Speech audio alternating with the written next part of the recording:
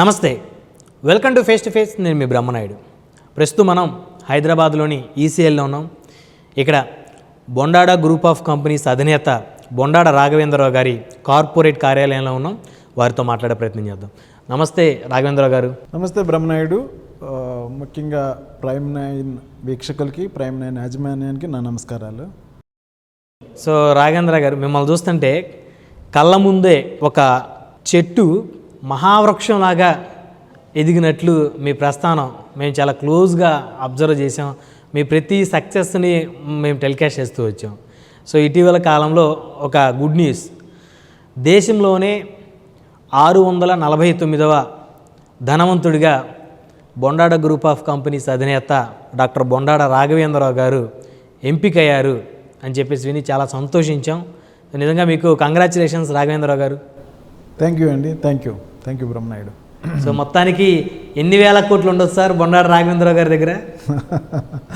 బొండాడ రాఘవేంద్రరావు దగ్గర కన్నాను మీరు కంపెనీ ప్రస్థానం చూసుకుంటే కనుక, కంపెనీ మేము 2012లో స్టార్ట్ చేసాము. లాస్ట్ ఇయర్ ఆగస్ట్ 30న ఐపీఓ లిస్టింగ్ అయింది కంపెనీ. ఐపీఓ లిస్టింగ్లో వెరీ సక్సెస్ఫుల్గా 112 టైమ్స్ ఓవర్ సబ్స్క్రైబ్ అయింది కంపెనీ. అక్కడి నుంచి కూడాను మా రేట్, మా షేర్ ప్రైస్ బాగా ర్యాలీ అవుతూ వస్తుందో, 75 రూపీస్ ఉన్న షేరు ఈ రోజున ఆల్మోస్ట్ 3500, 3600 వరకు షేర్ ప్రైస్ తీసుకెళ్ళగలిగాము. So company market cap itself today is almost around 8,000, close to 8,000 crores. దాన్ని బట్టి నా యొక్క షేర్ ప్రైస్ ఆల్రెడీ హురూన్ లిస్ట్లో వచ్చింది కాబట్టి మీరు అందరూ చూసే ఉంటారు. So my family value or my family net worth is almost around 3,800 crores. So company స్థాపించిన అతి తక్కువ సంవత్సరాల్లో ఐపీఓ లిస్టులో వచ్చినటువంటి కంపెనీ బొండాడ గ్రూప్. సో ఎలా సాధ్యమైంది సార్? మీకు ఏ కంపెనీ అయినా కూడాను స్ట్రాంగ్ ఫండమెంటల్స్ మీద పనిచేసి కంప్లీట్గా మీరు కస్టమర్ ఓరియంటెడ్ అయ్యి కస్టమర్ కావాల్సిన ప్రాజెక్ట్స్ని కానీ, కస్టమర్ కావాల్సిన రిక్వైర్మెంట్స్ కానీ మీరు ఆన్ టైం ఫుల్ఫిల్ చేయగలిగి, కస్టమర్ సాటిస్ఫాక్షన్ 100% ఉండి, కాస్ట్ కాన్షియస్నెస్తో పనిచేసి ప్రాఫిట్స్ సంపాదించగలిగి ఒక ఫండమెంటల్స్ మీద నడిస్తే కనుక ఏ కంపెనీ అయినా కూడాను గ్రో అయ్యే అవకాశం ఉందో. అవే ఫండమెంటల్స్ మన ఐపీఓకి వెళ్ళే ప్రతి కంపెనీ కూడాను చాలా ఉపయోగపడతాయి. సో మేము since establishment of our company we focused on fundamentals, we focused on my customer comfort, we have delivered projects ahead of timelines. ఏ ప్రాజెక్ట్లో కూడాను ఎప్పుడు కూడాను మేము డిఫాల్ట్ అయింది లేదు. సో అవే మా యొక్క పిల్లర్స్ కాబట్టి సో మాకు ఈజీగానే ఈ కంపెనీని ఐపీఓకి తీసుకెళ్ళటం, దాని తర్వాత మీరు చూసే సక్సెస్ అంతా దాని తర్వాత ఇలా వచ్చింది. సో బొండాడ గ్రూప్లో main Bondada engineering limited. So ఎన్ని టైప్స్ ఆఫ్ సర్వీసెస్ ఉంటాయి సార్? మేము బొండాడ ఇంజనీరింగ్ లిమిటెడ్లో mainly telecom infrastructure services and solar EPC works చేస్తాము. సోలార్ ప్లాంట్స్ కన్స్ట్రక్ట్ చేస్తాము. కంప్లీట్ పాన్ ఇండియా ప్రెజెన్స్లో అన్ని స్టేట్స్లో కూడాను టెలికాం అండ్ సోలార్ ప్రాజెక్ట్స్ చేస్తూ ఉంటాము. అవి కాకుండా మాకు మ్యానుఫ్యాక్చరింగ్ యూనిట్స్ ఉన్నాయి. Tower manufacturing unit, solar MMS manufacturing unit, అలాగే green construction products like AAC, UPVC, aluminium windows and doors, industrial lighting, LED lights, then BLDC motors, ఈ ప్రోడక్ట్స్ అన్నీ ఉన్నాయన్నమాట మా దగ్గర. ఇవన్నీ కూడా వేరియస్ ప్లాంట్స్లో మ్యానుఫ్యాక్చరింగ్ అవుతూ ఉంటాయి. సో ఎన్ని బ్రాంచెస్ ఉన్నాయి సార్ ఓవరాల్గా? కంప్లీట్ పాన్ ఇండియాలో మాకు కంప్లీట్ ఆఫీసెస్ ఉన్నాయి, ప్రాజెక్ట్ ఆఫీసెస్. మా యొక్క ఫ్యాక్టరీస్ వచ్చేసి ఏపీ, తెలంగాణలో ఉన్నాయి. మెయిన్ అంటే బొండాడ గ్రూప్ మెయిన్లీ డెవలప్ అవడానికి ప్రధానమైనటువంటిది సోలార్. సో సోలార్ మీద మీరు చేసినటువంటి కాన్సన్ట్రేషన్, అంటే సోలార్లో మార్కెట్ ఎక్కువ ఉంది, వ్యాక్యూమ్ ఎక్కువ ఉందని చెప్పేసి మీరు తీసుకున్నటువంటి నిర్ణయం ఏదైతే ఉందో బొండాడ గ్రూప్ ఈ స్థాయిలో ఉండటానికి కారణం ఏందంటారు? అవునా?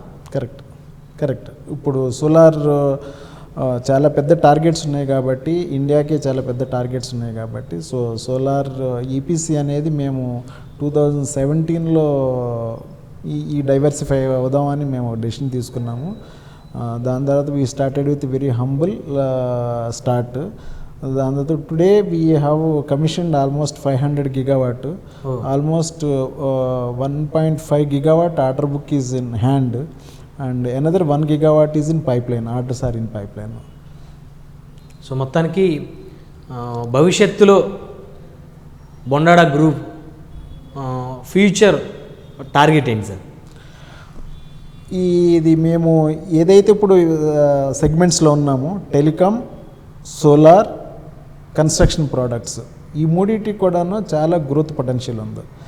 నెక్స్ట్ 10 years వరకు కూడాను చాలా గ్రోత్ పొటెన్షియల్ ఉంది. Telecom, solar, building materials, building ఈ మూడిట్లో కూడా చాలా గ్రోత్ పొటెన్షియల్ ఉంది. సో ఈ మూడిట్లో కూడా మేము ఫుల్ ఎక్స్పాండ్ అవుతున్నాము. కంప్లీట్ ఎక్స్పాన్షన్ మోడ్లో ఉన్నాము. ఇప్పుడు ఈ రోజున మేము చూసుకుంటే కనుక ఈ రోజున మా దగ్గర ఆన్ హ్యాండ్ ఆర్డర్ 3,500 కోట్ల ఆర్డర్ బుక్ ఉంది. ఇంకొక 4,500 కోట్ల orders are in pipeline. ఇది ఈ సంవత్సరానికి. అలాగే నెక్స్ట్ ఇయర్ గోయింగ్ ఫార్వర్డ్ ఈ ఆర్డర్ బుక్ ఇలా పెరుగుతూ ఉంటుంది, ఈ బిజినెస్ ఎక్స్పాన్షన్ అవుతూ ఉంటుంది. ఈ 3 సెగ్మెంట్స్లో అయితే బాగా ఎక్స్పాండ్ అయ్యే నాకు పూర్తి నమ్మకం ఉంది. సో మొత్తానికి షేర్ వాల్యూ ఊహించని రీతిలో పెరిగిపోయింది. ఎవరైతే మీ కంపెనీలో షేర్ ఇన్వెస్ట్ చేశారో సో వాళ్ళందరూ బాగా హ్యాపీగా ఉండి ఉంటారు సార్. చాలా హ్యాపీ ఇన్వెస్టర్స్. అదే కదా ఏంటి కావాల్సింది. మనకు కావాల్సింది ఏంటి? మనం ఒక బిజినెస్ మనం చేస్తున్నామంటే ఆల్ మై స్టేక్ హోల్డర్స్ అంటే మీరు కూడా నా స్టేక్ హోల్డరేను. సో మా బ్యాంకర్స్ కానీ, మా ఇన్వెస్టర్స్ కానీ, మా కస్టమర్స్ కానీ, మా సప్లయర్స్, మా వెండర్స్, మా ఎంప్లాయీస్, మా యొక్క investors, even whoever is associated with you, even including your family members should be happy. So part of that మీరు అన్నట్టు ఒక 1.2 lakhs మా ఐపీఓలో పెట్టిన వాళ్ళు today they are getting returns of 55 lakhs అన్నమాట. 55 lakhs they are getting. So చెప్పాను కదా మా 1 yearలో గ్రోత్ స్టోరీ బాగుందో బికాస్ ఆఫ్ గ్రోత్ సెగ్మెంట్స్లో ఉన్నాం కాబట్టి డూయింగ్ గుడ్. సో మొత్తానికి ఎవరైతే ఇన్వెస్టర్స్ ఉన్నారో షేర్ ఇన్వెస్ట్ చేసిన వాళ్ళు సో వాళ్ళ పాలిట బొండాడ రాఘవేంద్రరావు గారు ఇప్పుడు దేవుళ్ళే కనిపిస్తూ ఉన్నారు. వాళ్ళు అనుకున్న దాన్ని బట్టి ఉంటుంది but we are doing pretty good in the share market. So ఈ కార్పొరేట్ ఆఫీస్ ఓపెన్ చేసి 1 year అవుతుందా సార్? ఒక 6 months అయిందండి. 6 months. ఇది డిప్యూటీ సీఎం తోటి ఇక్కడ డిప్యూటీ సీఎం శ్రీ బట్టి విక్రమార్క గారు ఇది ఓపెన్ చేశారు. సో అయితే గవర్నమెంట్ సపోర్ట్ కూడా ఉంది? లేదండి, మనము స్టేట్ గవర్నమెంట్స్తో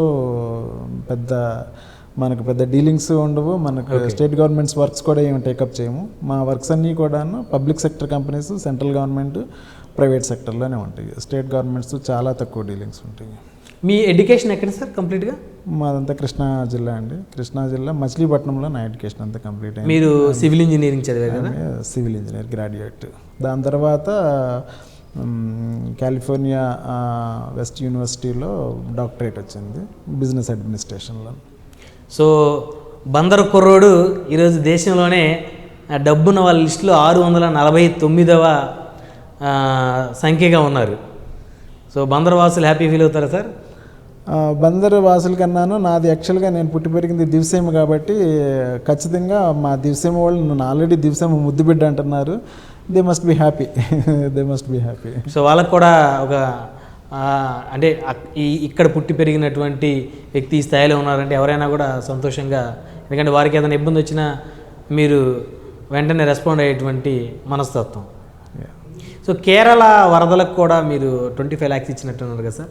అవునండి, మాది సిఎస్ఆర్ ఖచ్చితంగా మేము సిఎస్ఆర్ ఫండ్స్ ఖచ్చితంగా మేము స్పెండ్ చేస్తూ ఉంటాము. So as a part of CSR ఎక్కడైతే మనము బిజినెస్ చేస్తున్నామో, ఎక్కడైతే మనకు ఎస్టాబ్లిష్మెంట్స్ ఉన్నాయో, ఎక్కడైతే మనకు ఫ్యాక్టరీస్ ఉన్నాయో, ఎక్కడి నుంచి అయితే మీరు పుట్టి పెరిగారో ఆ ప్లేసెస్లో మన యొక్క సిఎస్ఆర్ ఫండ్స్ స్పెండ్ చేయాలి కాబట్టి కేరళలో మాకు బిజినెస్ ఉంది. So as part of that have given 25 lakhs to the Wayanad victims. మేము అడిగిన వెంటనే కేరళ సీఎం మిస్టర్ పినరయ్ విజయన్ గారు అపాయింట్మెంట్ ఇవ్వటం, ఇమ్మీడియట్గా వెళ్ళి ఆ చెక్ హ్యాండ్ ఓవర్ చేసి రావటం అయింది. నాట్ ఓన్లీ కేరళ, ఇప్పుడు నిన్న మొన్న కూడా మనం చూస్తున్నాం విజయవాడ, ఈవెన్ తెలంగాణ, విజయవాడ, ఖమ్మం, తెలంగాణలో ఖమ్మం అండ్ విజయవాడ ఇవన్నీ కూడా ఫ్లడ్స్లో ఉన్నాయి. వాటికి కూడా మా వంతు సహాయం ఆల్రెడీ చేస్తున్నాము, ఆల్రెడీ స్టార్ట్ చేసేసాము. Maybe in future also we want to do big way in these places. మా దివిసీమలో కూడా చాలా గ్రామాలు, లంక గ్రామాలు ఫ్లడ్డెడ్లో ఉన్నాయి. అవన్నీ కూడాను ఈవాక్యుయేషన్లోనూ రెస్టరేషన్ ప్రాసెస్లో కూడా మా టీం అంతా కూడా అక్కడ. నేను చూశాను సార్ సోషల్ మీడియాలో, ఎవరైతే చిన్నపిల్లలు వాళ్ళకు ఒక పునరావాస కేంద్రం ఏర్పాటు చేసి వాళ్ళకి కావాల్సిన nutrition foods, milk, health checkups మీ టీం చూశాను నేను. చేస్తున్న చిన్నపిల్లలే కాదు, ప్రతి వాళ్ళకన్నా ఏ అవసరం వచ్చినా కూడాను ఇమీడియట్గా మా టీం అక్కడికి వెళ్ళిపోయి అవన్నీ చేస్తూ ఉన్నారు. ఈవెన్ ఇన్ రానున్న రోజుల్లో కూడా, రానున్న మేబీ ఇంకా నెక్స్ట్ 4-5 days 1 weekలో కూడాను whatever is required for them we are going to fulfil those needs.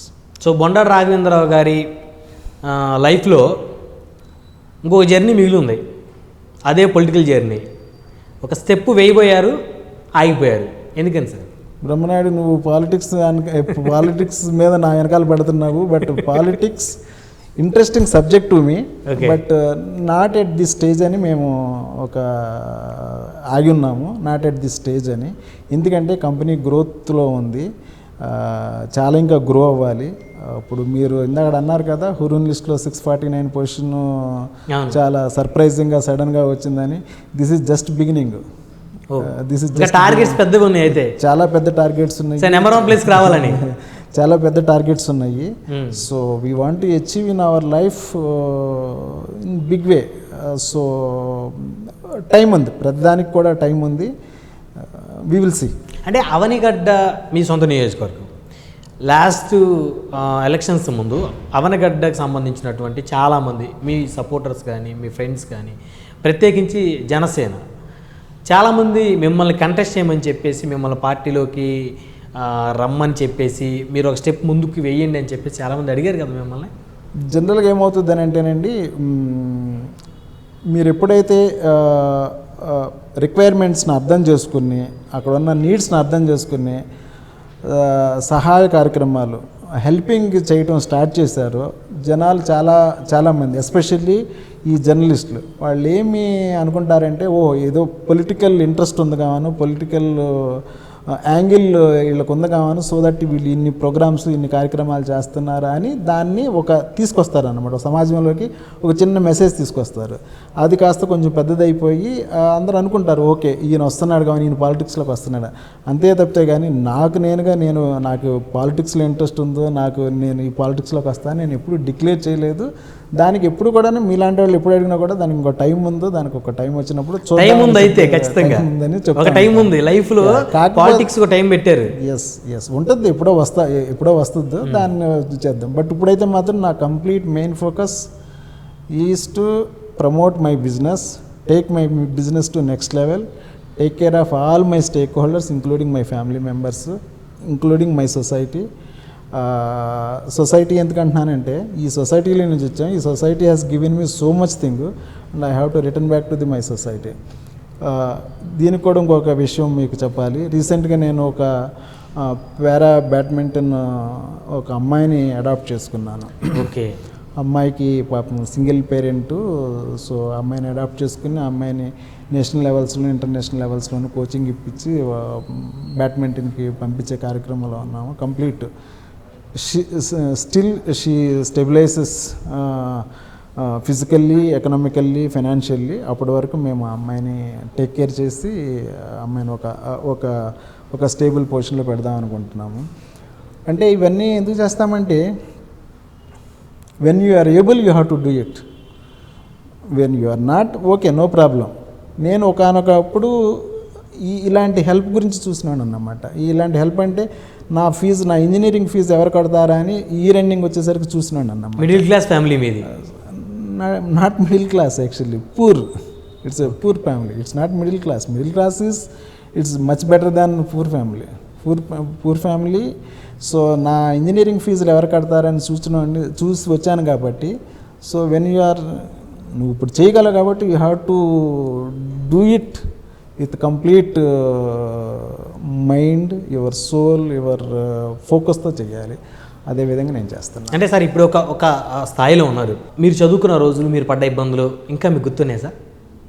అంటే ఎందుకండు ఎలా మర్చిపోతాము నాకు తెలిసి అవే నా యొక్క స్ట్రాంగ్ ఫండమెంటల్స్. మనం ఎప్పుడు గుర్తుంటూనే ఉంటాయి. మా అమ్మా నాన్న నేర్పిన విలువలు కానీ, వాల్యూ సిస్టమ్ కానీ, డబ్బు అంటే విలువ కానీ, టైం అంటే విలువ కానీ,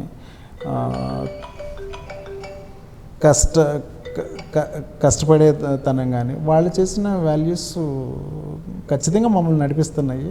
వాళ్ళ యొక్క బ్లెస్సింగ్స్, వాళ్ళ యొక్క ఆశీస్సులు ఖచ్చితంగా మమ్మల్ని నడిపిస్తున్నాయి, ముందుకు నడిపిస్తున్నాయి. సో ఉదయాన్ని ఎన్నింటికి లేస్తారు సార్ నిద్ర?